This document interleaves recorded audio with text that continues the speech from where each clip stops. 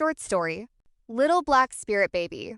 One night, a mom and 5 of her daughters were at home.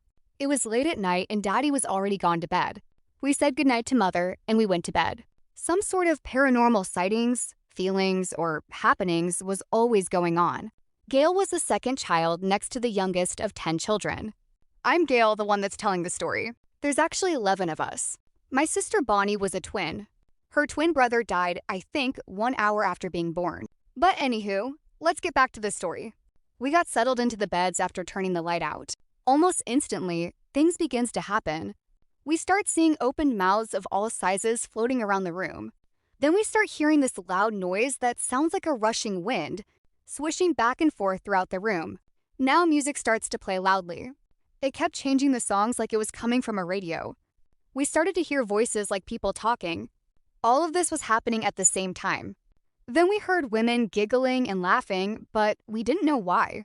Not until they appeared in the room. There were 3 of them and they were floating over the bed that 2 of the sisters were in. One of them had a newborn baby. He was absolutely gorgeous. The 3 spirit women were teasing and playing with the baby. They started to talk to the mother of the baby. They were congratulating her and saying how beautiful she was. Actually, they thought he was a girl. He really did look like a girl. She had to correct them and let them know that it's a boy. They were absolutely flabbergasted.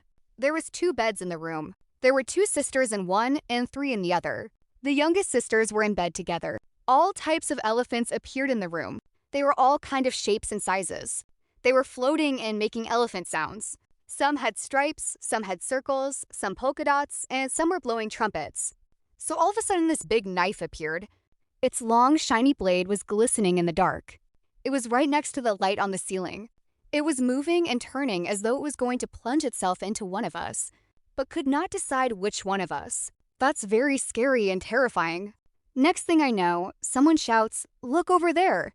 There's a big black baby climbing up the wall." We watched it climbing up the wall slowly. It was black as tar, so I gave it the name Tar Baby. To our surprise, it climbed up halfway the wall and turned into a big black spider that continued a little further up the wall and disappeared. They screamed and I began to hush them up. After all, we still had all this other stuff going on. And that menacing knife was still there. The knife started to plunge itself towards us again.